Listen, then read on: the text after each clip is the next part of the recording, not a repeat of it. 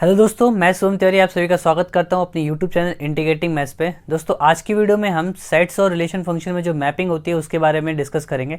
साथ ही साथ तीन जो इम्पोर्टेंट टर्म्स आते हैं जो कि आप भी सुन चुके होंगे, डोमेन, कोडोमेन और रेंज। इन तीनों टर्म्स के बारे में भी बेसिक जो है डिस्कशन करेंगे कि ये होते क्या हैं। आगे फंक्शंस में इनको हम डिटेल में भी पढ़ेंगे। तो दोस्तों, अगर हमें मैपिंग करनी है तो हमें पता है कि सबसे पहले मान लेते हैं कि एक सेट ए है, जिस सेट में मेरे पास ए, बी, सी और डी, ये जो है हमारे पास चार एलिमेंट्स हैं। उसके बाद हमारे पास सेट बी है, उस सेट में हमने मान लिया कि 1, 2, 3 और 4 ये चार एलिमेंट्स हैं। हमें मैपिंग करनी होती है तो हमें कॉलम्स बनाने होते हैं। मान लेते हैं हमारे पास एक सेट ए है, उस सेट का कॉलम जो है ऐसा होगा और बी सेट है उसका कॉलम ऐसा होगा। एक सेट ए है, उसके सारे एलिमेंट कॉलम में आएंगे, तो ए, बी, सी और डी ये हो गया। सेट बी के एलिमेंट्स जो हैं 1, 2, 3 और 4 ये कॉलम में आएंगे। मान लेते हैं कि सिंपली हमें क्या करना है, यहाँ पे ये हमने क्या किया, एक मैप तैयार कर दिया, अभी मैपिंग करी नहीं है। मान लेते हैं कि सिंपली हमें यहाँ पे क्या करना है कि ए सेट को बी वाले सेट के साथ रिलेट करना है। तो हमने मान लिया कि ए सेट को बी वाले सेट के साथ रिलेट करना है, तो कुछ इस तरह से करना है। सिंपल रिलेशन है कि ए जो है 1 के साथ रिलेटेड है, बी जो है 2 के साथ, सी जो है 3 के साथ और डी जो है 4 के साथ रिलेटेड है। ये जो हमारे पास रिलेशन है, ये जो रिलेशन है हमें क्या देगा, ये हमें देगा एक नया रिलेशन जो कि एक ऑर्डर पेयर के फॉर्म में होगा। कुछ इस तरह से हम लिख सकते हैं कि जो ए है वो 1 के साथ रिलेटेड है, जो बी है वो 2 के साथ रिलेटेड है, जो सी है वो 3 के साथ और जो डी है वो 4 के साथ।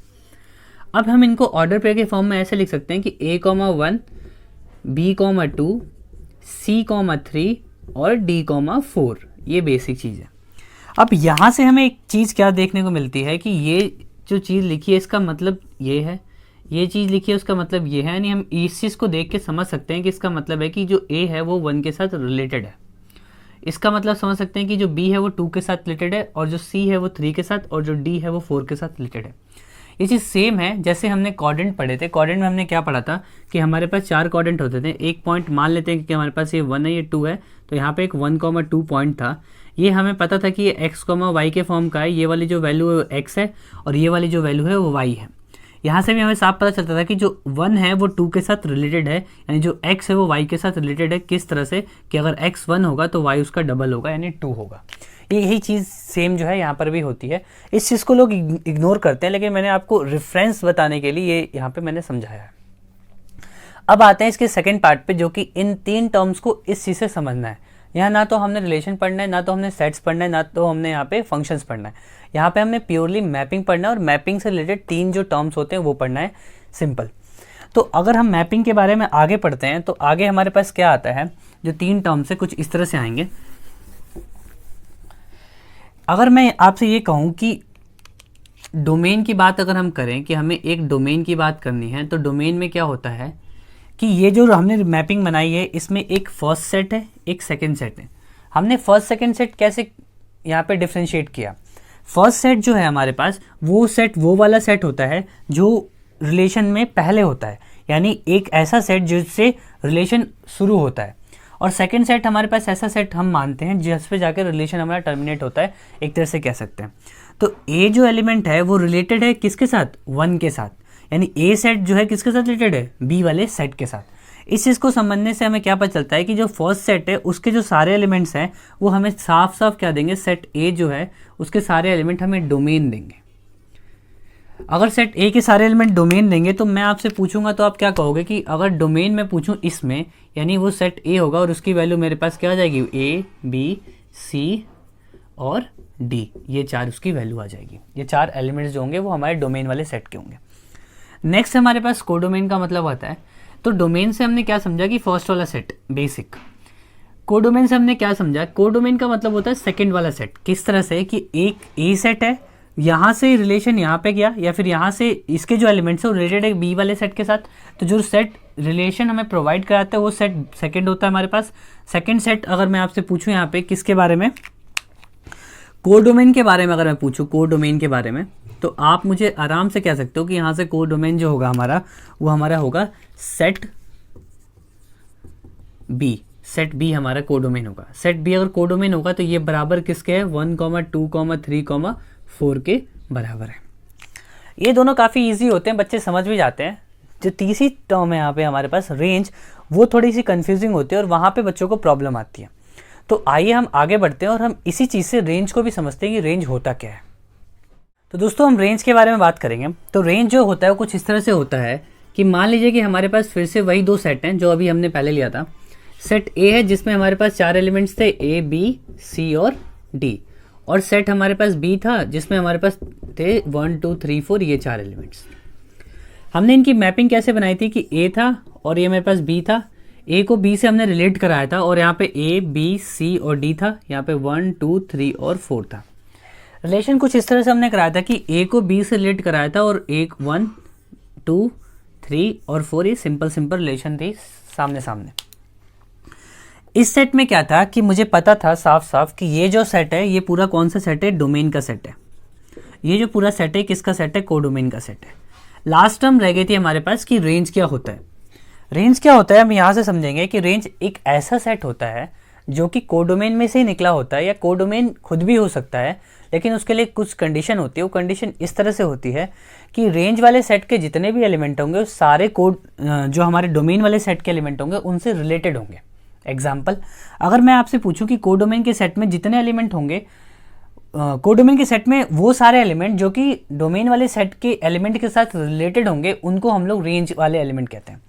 तो यहाँ पे अगर मैं आपसे पूछूं कि ए जो है उसको किसके साथ रिलेटेड है, 1 के साथ, तो अगर मैं एक रेंज का सेट बनाऊं तो उसमें मुझे सारे एलिमेंट चाहिए जो कि किसके साथ रिलेटेड हो, डोमेन वाले सेट के साथ। तो रेंज वाले सेट में पहला जो एलिमेंट मेरे पास आएगा वो कौन सा एलिमेंट आएगा, 1, क्योंकि 1 जो है रिलेटेड है किसके साथ, ए के साथ। दूसरा अगर 2 को पूछूं तो 2 भी बी के साथ है तो 2 भी आएगा, 3 भी आएगा, सी के साथ है तो 3 भी आएगा, 4 भी आएगा, डी के साथ है तो 4 भी आएगा। तो इस केस में क्या हुआ हमारे पास कि जो रेंज है वो जो है रेंज वाला सेट ये कोडोमेन के सेट के साथ क्या हुआ, कोइंसाइड कर गया, यानी बराबर आ गया। लेकिन अगर मान लीजिए कि ये सेट बी में एक एक्स्ट्रा एलिमेंट अगर मैं ऐड कर दूं, वो एक्स्ट्रा एलिमेंट मान लीजिए कि मेरे पास क्या होता है, 0, तो इससे पहले यहाँ पे 0 भी आता, 0 आता, तो हम जब चेक करते कि कौन कौन सा एलिमेंट रिलेटेड है तो उसमें 0 भी होता। अगर 0 भी होता तो 0 कोडोमेन के सेट में आ रहा है, लेकिन 0 क्या है, किसी डोमेन वाले सेट के एलिमेंट के साथ रिलेटेड नहीं है। तो जो 0 होगा हमारे पास, ये जो 0 होगा यहाँ पे वो 0 नहीं आएगा। तो मैं साफ साफ कह सकता हूँ कि इस केस में जो 0 है ये गलत है और 0 इस सेट में नहीं आएगा। यानी यहाँ से साफ साफ पता चला कि रेंज क्या होता है, वो सेट वो कोडोमेन का वो वाला पार्ट या कोडोमेन का वो वाला सबसेट जिससे सारे जो डोमेन के एलिमेंट हो रिलेटेड हो। तो ये हमारा क्या हुआ, रेंज हुआ। यहाँ पे बेसिक इन्फॉर्मेशन थी रेंज की, जो बेसिक डेफिनेशन होती है उसको हमने एग्जाम्पल से अच्छे से समझा कि ये हमारा रेंज होता है। तो दोस्तों इस वीडियो में हमने कोडोमेन, डोमेन और रेंज के बारे में पढ़ा। तीनों में बेसिक जो डिफरेंस था वो भी समझ गए होंगे हम कि जो डोमेन होता है हमारा फर्स्ट सेट का पूरा सेट होता है, सेकंड सेट जो होता है हमारा कोडोमेन होता है, और सेकंड सेट के वो वाले एलिमेंट जो कि हमारे पास कोडोमेन से रिलेटेड होते हैं, सॉरी डोमेन से रिलेटेड होते हैं, वो हमारे रेंज के अंदर आते हैं। अब कुछ रिलेशन है डोमेन और कोडोमेन में, वो हम समझ के यहाँ पे लिख लेते हैं। तो अगर मैं आपसे पूछूं कि हमारे पास क्या है, सबसे पहले कोडोमेन है और रेंज है। अभी आपने देख लिया कोडोमेन एक बड़ा वाला सेट है और इसका ही एक पार्ट रेंज है, दोनों बराबर भी आपस में हो सकते हैं। लेकिन क्या कभी रेंज जो है कोडोमेन से बड़ा हो सकता है? नहीं, जो रेंज है वो कभी भी कोडोमेन से बड़ा नहीं हो सकता। तो इस केस में हमें क्या मिलेगा कि हम कह सकते हैं कि जो कोडोमेन है हमेशा रेंज से बड़ा होगा, लेकिन जो रेंज है वो हमारा कभी कभी बराबर हो सकता है। तो ये रिलेशन हो गया अगर हम बात करें कोडोमेन और रेंज के बारे में। एक चीज़ यहाँ से, एक और चीज़ यहाँ से निकलती है कि जो हमारा रेंज है वो सबसेट है। इसी चीज़ को हम आगे बढ़ा रहे हैं, थोड़ा सेट्स के बारे में बात कर रहे हैं कि जो रेंज है हमारा वो सबसेट है किसका, कोडोमेन के सेट का। क्योंकि कोडोमेन पूरा सेट है, इसी में से कुछ एलिमेंट होंगे जो कि हमारे डोमेन वाले सेट के साथ रिलेटेड होंगे उस हिसाब से। तो मैं यहाँ पे लिख सकता हूँ साफ साफ कि जो मेरा रेंज है ये कंटेन इन करता है किस में, कोडोमेन में। जो रेंज है हमारा कंटेन इन किस में करता है, कोडोमेन वाले सेट में। कंटेन इन इक्वल टू भी हो सकता है, तो ये भी लगेगा यहाँ पे। सेम चीज़ है, ये हमारे पास इनइक्वालिटी के साइन के साथ, ये हमारा कंटेन इन साइन यानी जो सबसेट का साइन होता है उसके साथ। तो अगर मैं आपसे पूछूं कि रेंज वाले सेट का और इंटरसेक्शन में करूँ कोडोमेन वाले सेट का, तो आंसर क्या आएगा? तो आप साफ साफ कह सकते हो कि रेंज इंटरसेक्शन कोडोमेन का जो आंसर होगा हमारा क्या होगा, दोनों में कॉमन क्या होगा, हमेशा हमारा रेंज ही कॉमन होगा। दोनों एक बराबर भी हो सकते हैं, लेकिन अगर कॉमन के बारे में पूछे तो ये होगा। अगर मैं रेंज वाले सेट का यूनिवर्सल करूँ कोडोमेन के साथ तो इसका आंसर हमेशा कोडोमेन वाला सेट आएगा।